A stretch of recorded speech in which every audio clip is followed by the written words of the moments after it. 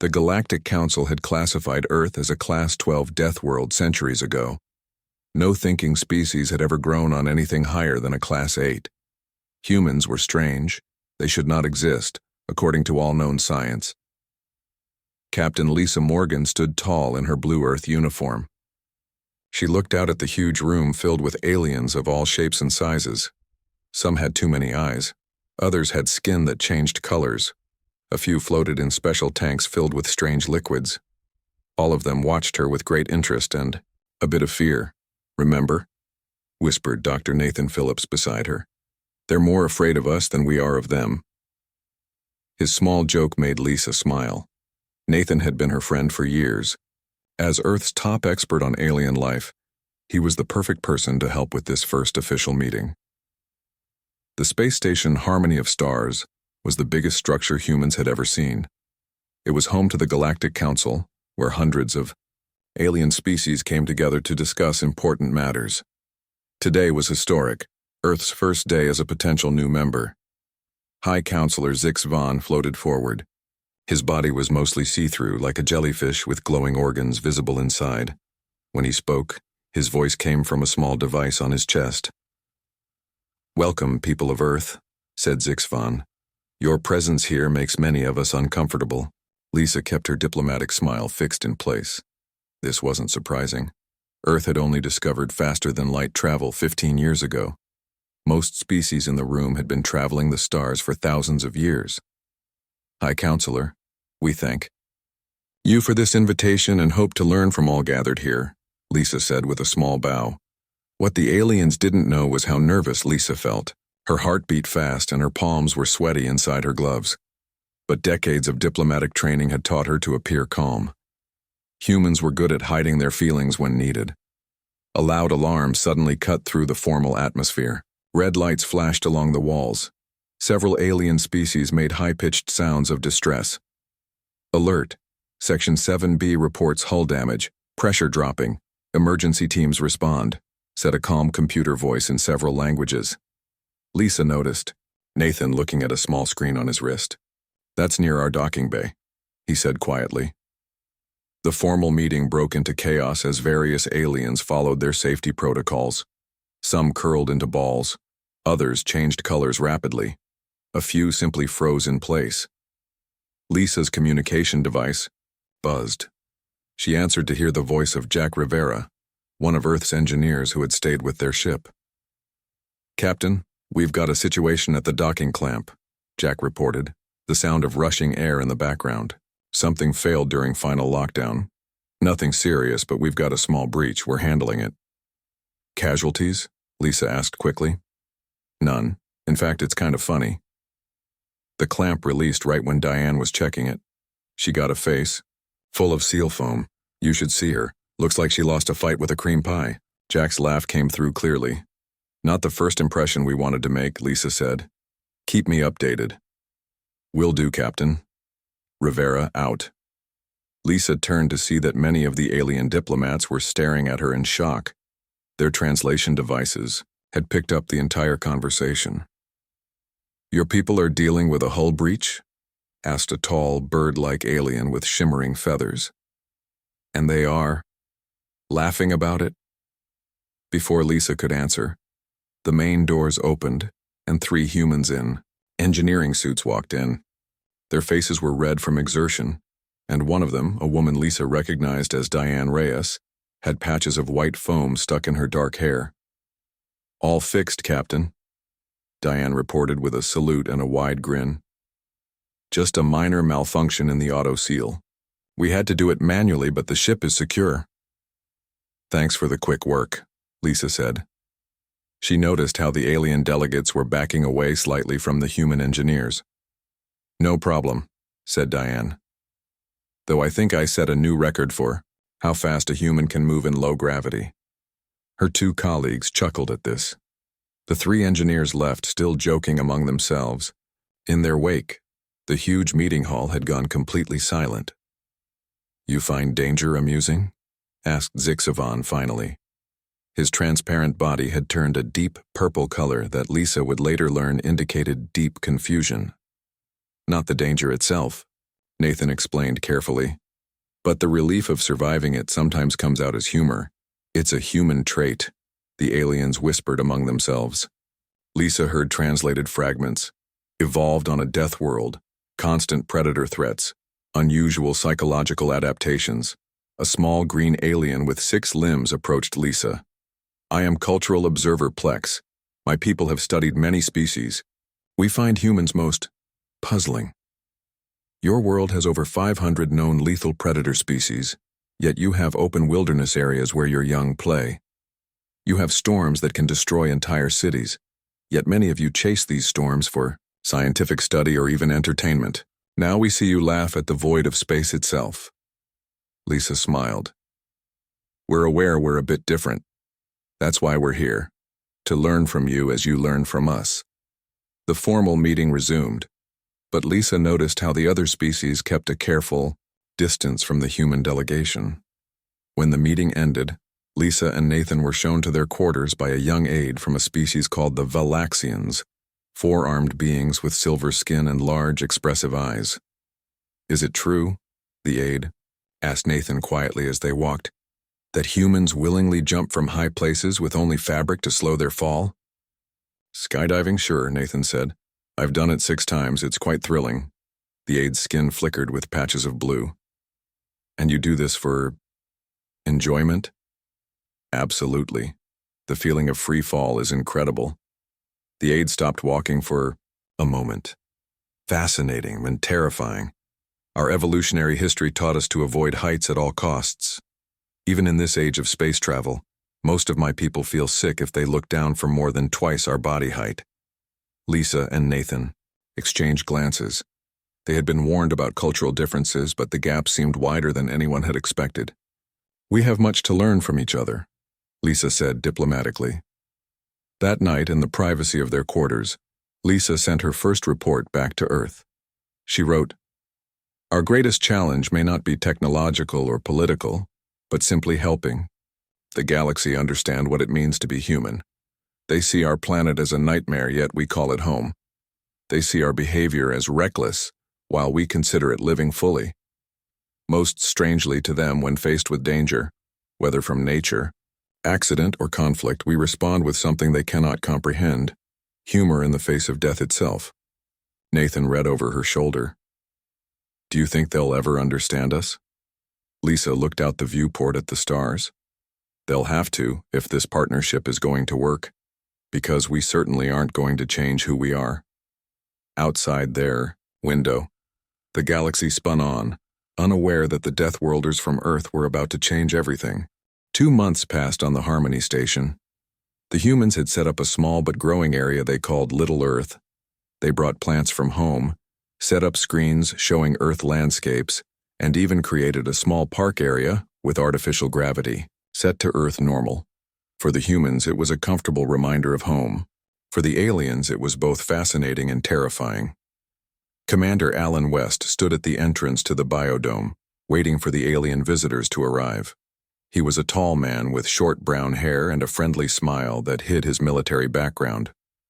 Today was the first official Earth experience tour for non-human diplomats. Are you sure this is safe? Asked Professor Klee as he approached. The Novanite historian had 4 eyes and skin that looked like polished wood. He moved with careful steps, already nervous. Absolutely, Alan assured him. The biodome is completely controlled. We've created a simulation of a mild Earth forest. Nothing extreme. 5 other aliens joined them, each from a different species. They all looked uneasy, but their curiosity had overcome their fear. Samantha Gray, Earth's lead ecologist, would be co-leading the tour. She was younger than Alan, with curly red hair and freckles that some aliens found endlessly fascinating. Welcome to Earth, Samantha said cheerfully as the group gathered, or at least a tiny piece of it. Today we're exploring a temperate forest environment similar to those found in North America. The doors opened, and the aliens gasped. Inside was a remarkable recreation of an Earth forest. Tall trees reached up toward the dome ceiling. A small stream ran through the center. Birds chirped in the branches and small insects buzzed around flowering plants. This is loud, said a purple alien with long tendrils instead of arms. Earth is full of life, Samantha explained. Our planet has millions of different species, all living together in various ecosystems. They walked along a path through the trees. The aliens moved cautiously, jumping at every bird call or rustling leaf. Alan and Samantha exchanged amused glances but kept their expressions neutral. "What is that sound?" asked Clee suddenly, freezing in place. "Just a squirrel," Alan said, pointing to a small furry animal running up a tree trunk. "They're harmless." "But it has sharp teeth and claws," observed another alien, a floating blue sphere with dozens of tiny eyes. "Most Earth mammals do," Samantha explained. "Our planet has many animals that could potentially hurt humans. We learned to live alongside them." They continued walking until they reached a small clearing with a viewing screen. Samantha activated it to show images of Earth's wilderness. "These are some animals you might find in a forest like this one," she explained as pictures appeared. "Deer, rabbits, foxes, and yes, some predators like wolves and bears." "Bears?" squeaked Clee. "You have those here?" His four eyes blinked rapidly in alarm. "Not in our biodome," Alan assured him quickly. "But they do exist in real Earth forests." "And you allow them to live near humans?"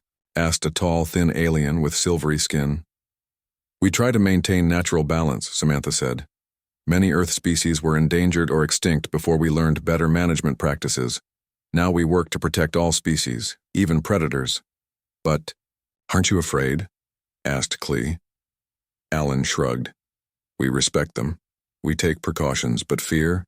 Not really.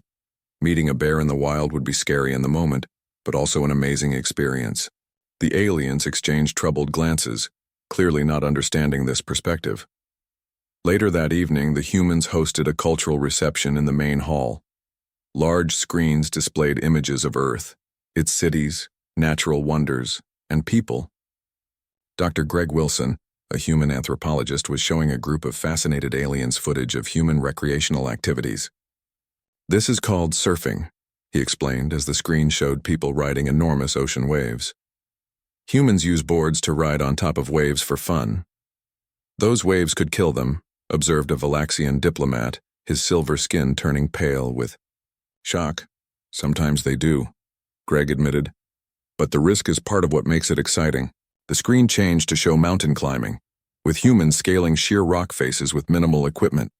"These must be your elite warriors," said diplomatic liaison Ejat, a tall, insect-like being. Greg laughed. "Not at all. My niece Kelly is a rock climber. She started when she was 12 years old." The alien's antennae twitched in disbelief. "You allow your young to engage in such dangerous activities?" "With proper training and safety equipment, yes," Greg said. "Challenge helps us grow." Across the room, Lisa Morgan and Nathan Phillips were speaking with High Counselor Zix Von. The translucent alien leader had been studying humans intensely since their arrival.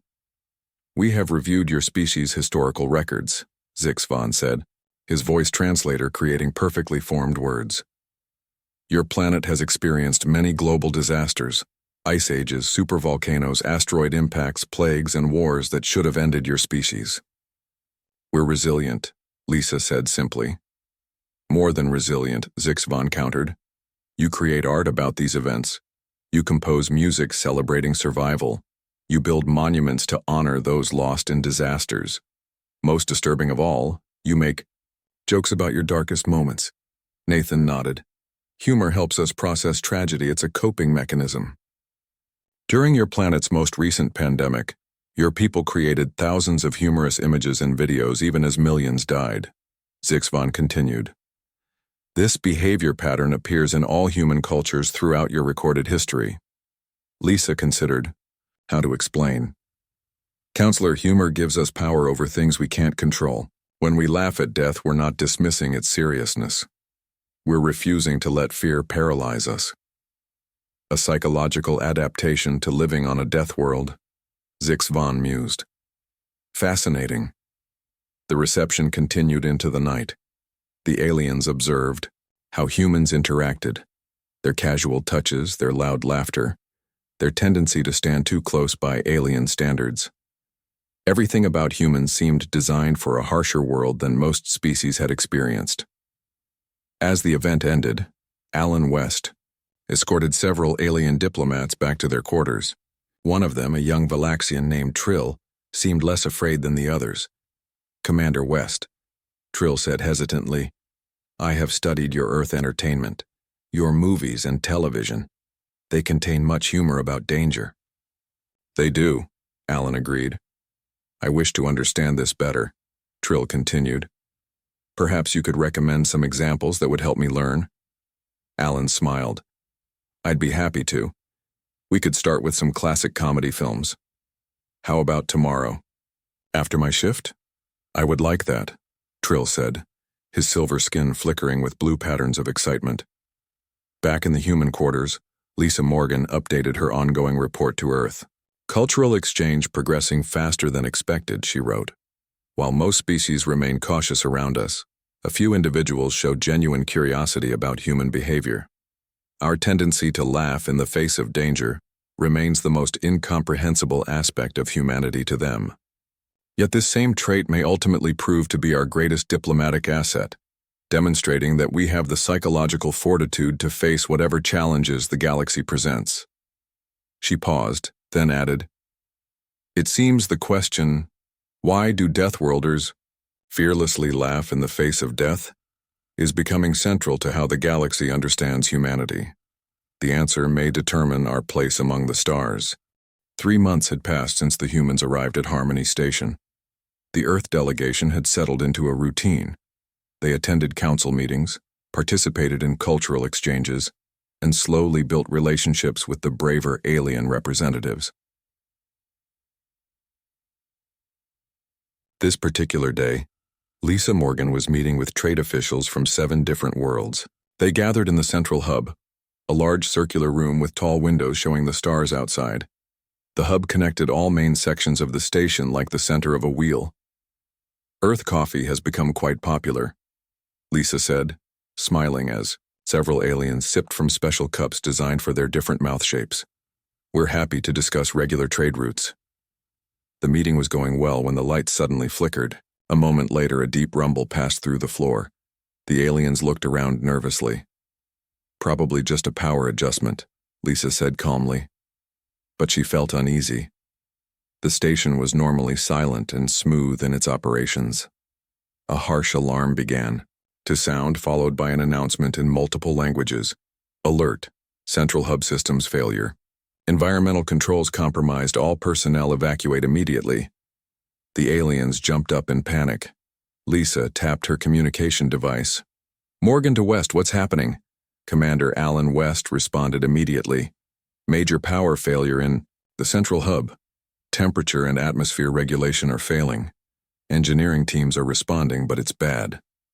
Lisa looked at the frightened aliens. "Everyone stay calm. We need to evacuate in an orderly." A loud bang cut her off as one of the doors sealed shut automatically. Warning lights flashed on all exits. The station's safety systems had activated, but something was wrong.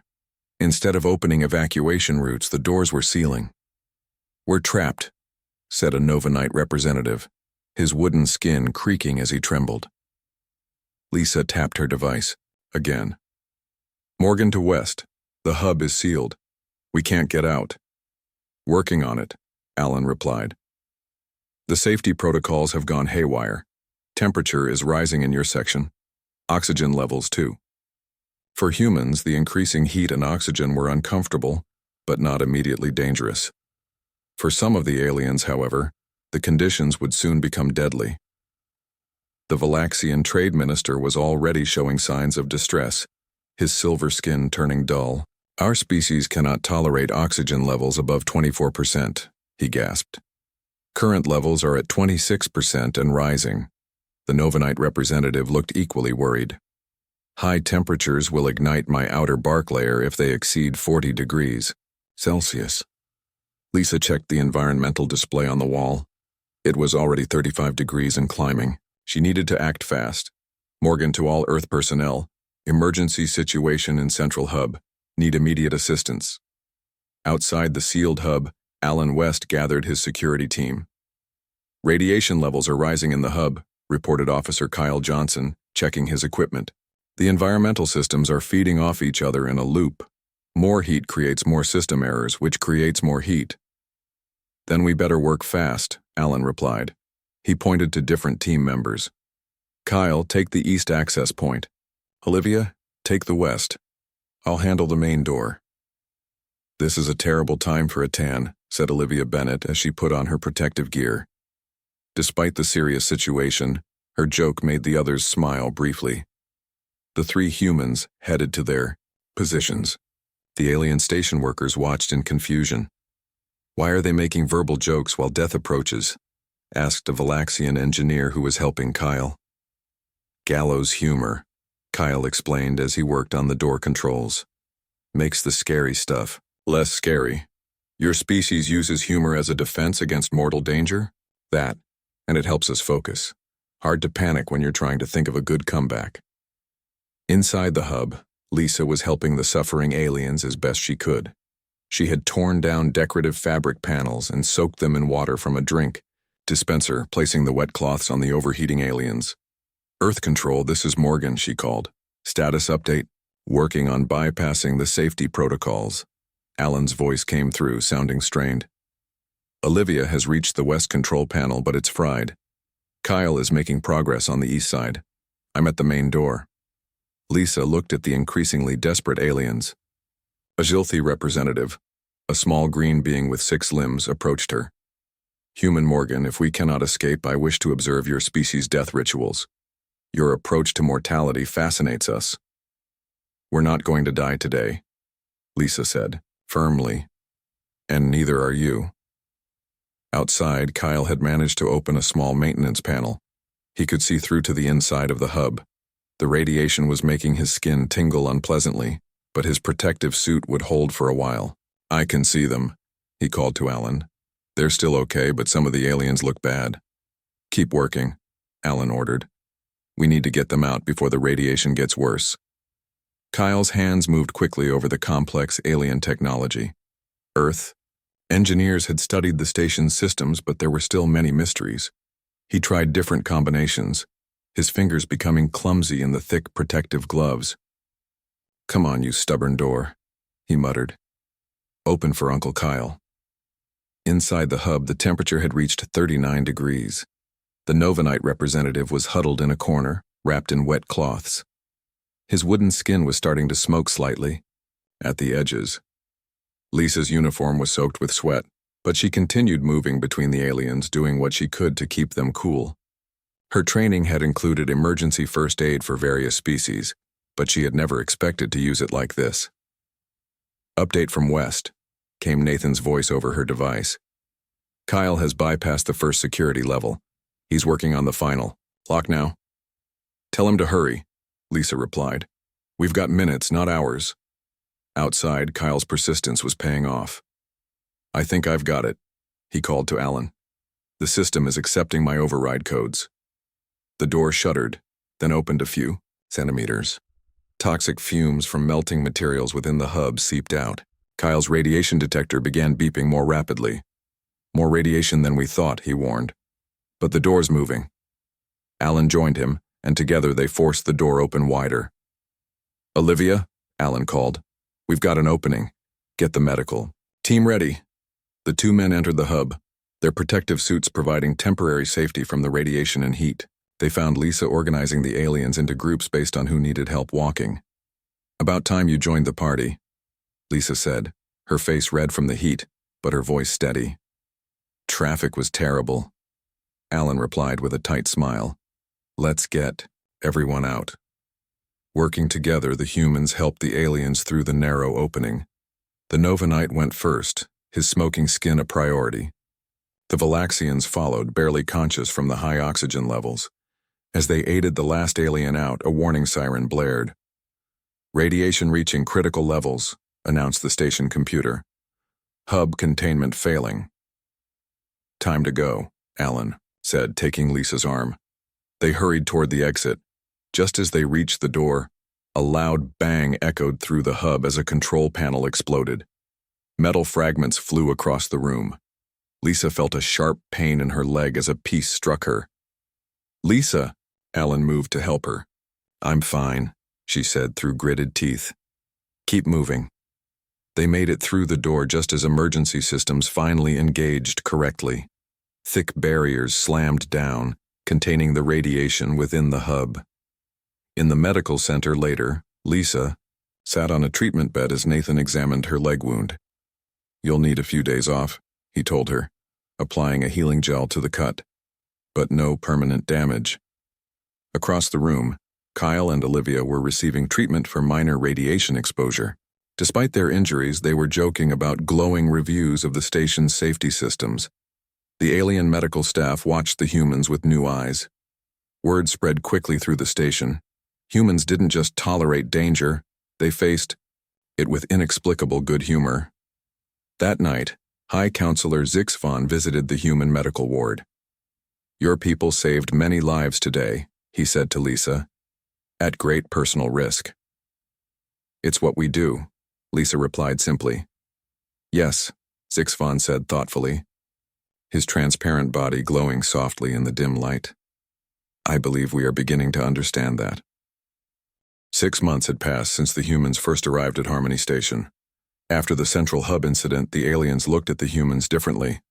There was still fear, but now there was respect too. Several alien species had started to work more closely with the humans, eager to learn about Earth culture and technology. Lisa Morgan had recovered from her injury and now walked with only a slight limp. She sat in the new Earth Embassy, a section of the station given to the humans for their growing delegation. Nathan Phillips sat across from her, reviewing reports on his data pad. The Valaxians have invited us to join their yearly science gathering, Nathan said. First time they've invited a non-council species. Lisa nodded. Progress, slow but steady. Their conversation was interrupted by a station-wide alert. The calm computer voice spoke in multiple languages. Attention all personnel. Unknown vessels. Approaching. Defense protocols activated. This is not a drill. Lisa's communication device buzzed immediately. It was Alan West. Morgan, we've got company. Multiple ships just appeared at the edge of our sensor range. They're not responding to identification requests. Pirates? Lisa asked, standing quickly. Worse, Alan replied grimly. Station security thinks it's the Ketzora. Lisa and Nathan exchanged worried looks. They had heard about the Ketzora during their briefings, a hostile species that had been contained by Galactic Council sanctions for decades, known for their aggressive expansion and ruthless tactics. I thought they were blockaded in their home system, Nathan said. Apparently not anymore, Lisa replied. Meeting room now. Within minutes, the human delegation gathered in their conference room. Alan projected a holographic display showing the approaching ships. 8 vessels, heavy weapon signatures, he reported. The station's defenses are activating, but they weren't designed for a military assault. They're built to handle natural threats, asteroid strikes, radiation storms, that sort of thing. What about Council military ships? Asked Olivia Bennett.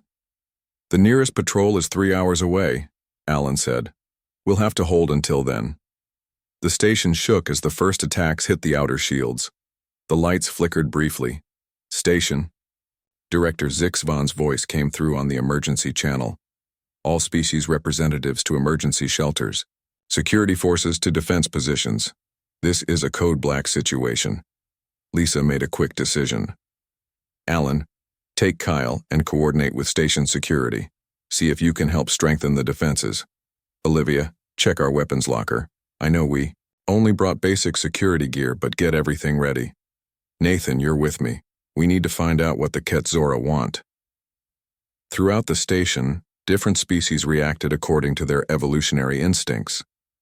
The Valaxians entered protective hibernation, their silver bodies becoming still as statues.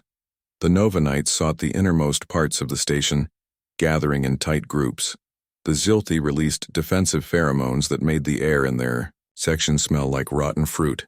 The humans did something entirely different. They moved toward the danger. Lisa and Nathan made their way to the station's command center. Harmony Station had never been attacked before, and the command crew, mostly Valaxians and Novanites, seemed frozen in shock. Director Zix Von, Lisa called as they entered. Earth offers assistance. The translucent alien turned toward them. Captain Morgan, Dr. Phillips, your presence is unexpected. Our protocols call for all diplomatic personnel to seek shelter. With respect, Director, shelter isn't going to help if the station falls, Lisa said. We have experience with conflict situations. More explosions rocked the station. A display panel showed the shields weakening in several sections. The Ketzora are sending a boarding party, announced a Novanite officer, his wooden fingers moving rapidly over a control panel. They've breached Docking Bay 3. Zixvan's body pulsed with alarmed colors. We have minimal security forces. They are not trained for combat. Lisa tapped her communication device. Morgan to west. Hostiles boarding at Docking Bay 3. What's your position? Near the auxiliary control room, Alan replied. The sound of running footsteps came through the connection. We'll intercept. Be careful, Lisa warned. We don't know their capabilities. Better than sitting around waiting, Alan said. She could hear the grim smile in his voice. Nathan looked at the station schematics on a nearby screen.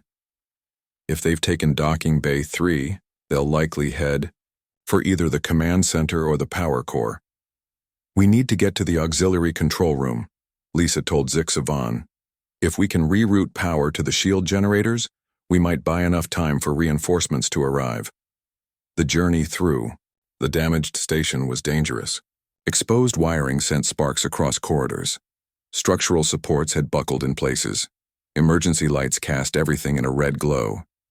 Just like that team-building retreat in California, joked Nathan as they climbed through a partially collapsed section, though I don't remember the zip lining being this challenging. Speak for yourself, Lisa replied with a tight smile. At least the views are better here. A Zilthi observer who had joined them watched this exchange with confusion. Your biological responses are strange.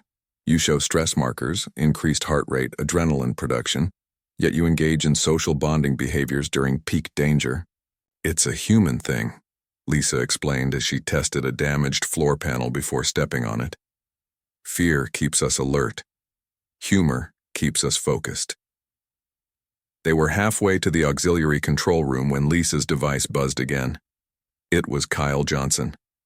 Captain, we've got a problem, Kyle said, his voice hushed. We've made it to the auxiliary control center, but we're not alone. 6 Ketzora warriors inside. They've taken control of the power systems. Description? Lisa asked, motioning for the others to stop moving. Big. Really big, Kyle whispered. 2.5 meters tall, heavy armor, multiple arms. They look like predators from hell. All teeth and claws even before you add the weapons. Lisa considered their options. Hold position. We're on our way. She turned to the others. Change of plan. We need to take back the auxiliary control room. From 6 armed Ketzora warriors? Nathan asked, raising an eyebrow. With what?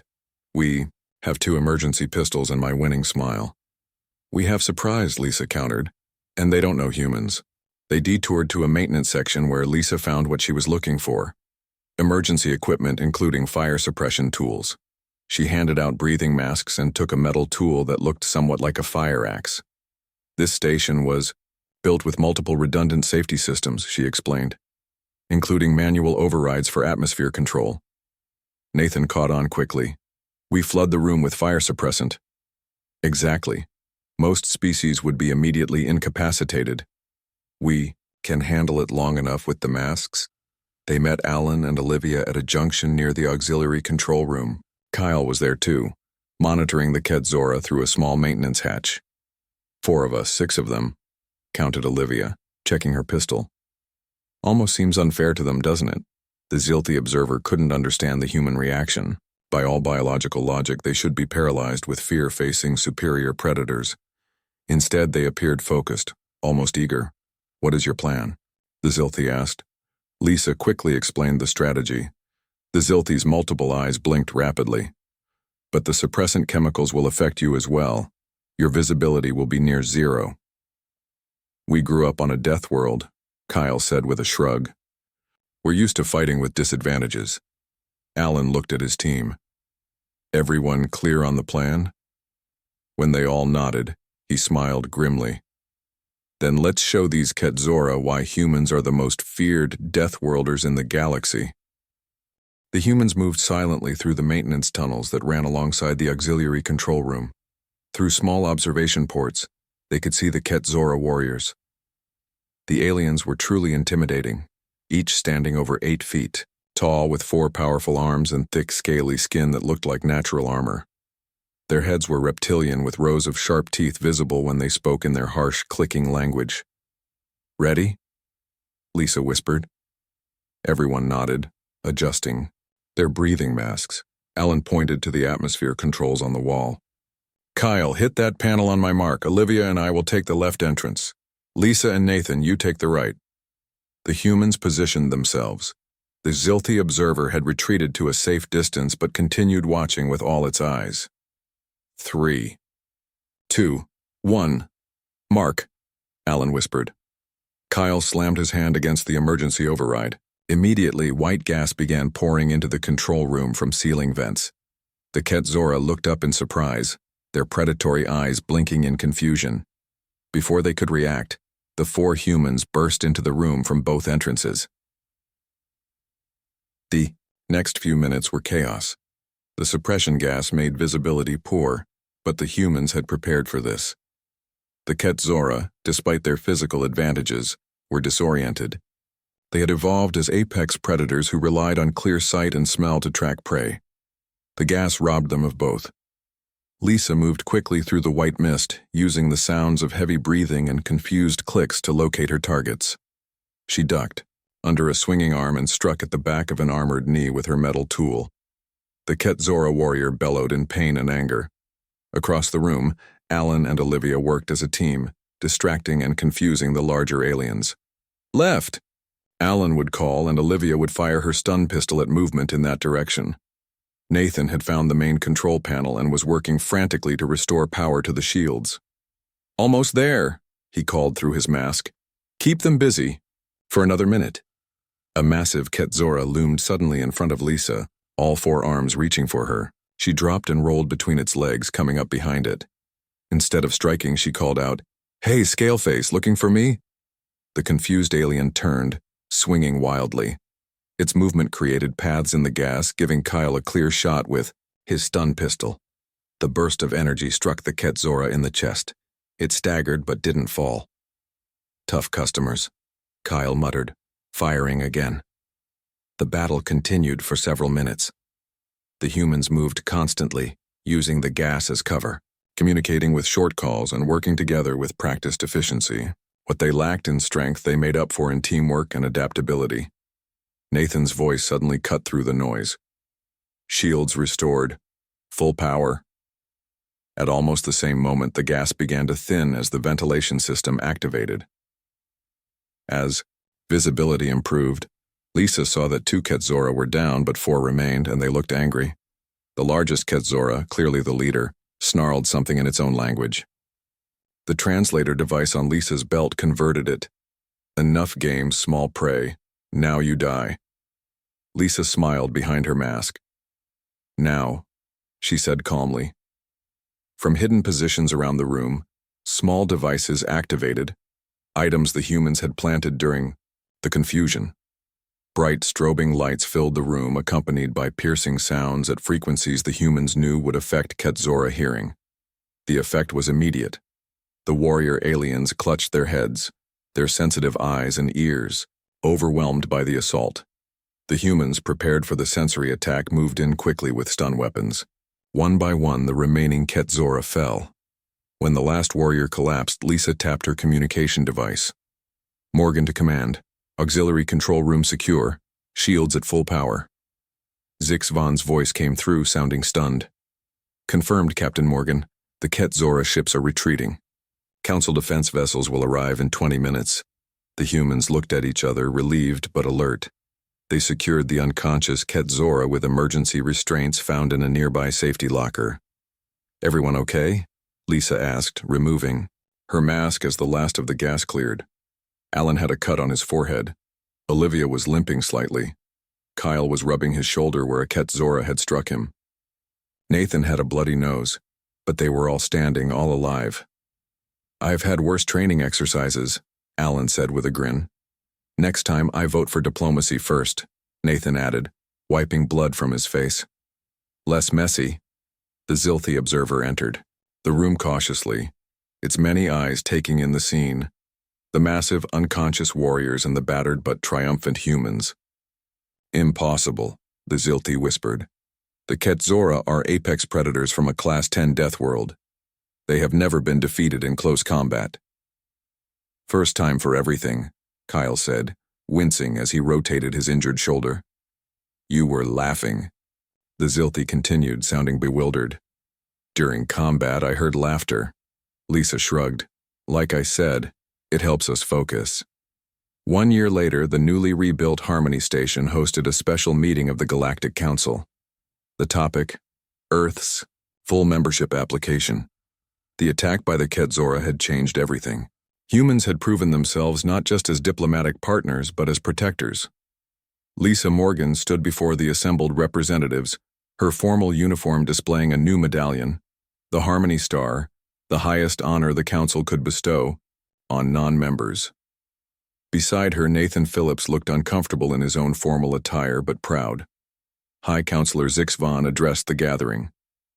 1 year ago, representatives from Earth joined our galactic community as observers. Today, they stand before us as candidates for full membership. The transparent alien's body glowed with formal colors of respect. When we first encountered humans, we asked why Deathworlders laugh in the face of death.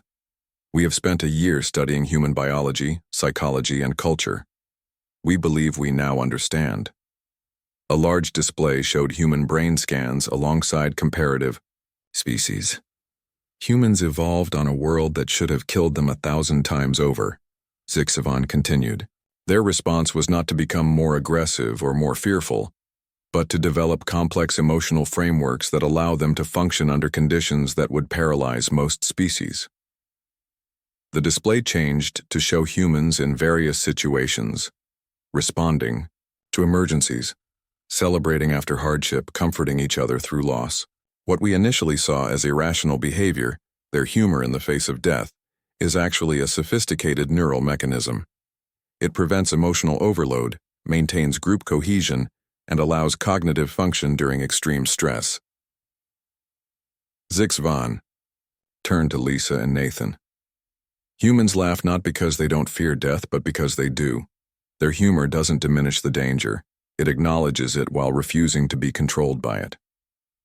The council chamber was silent for a moment.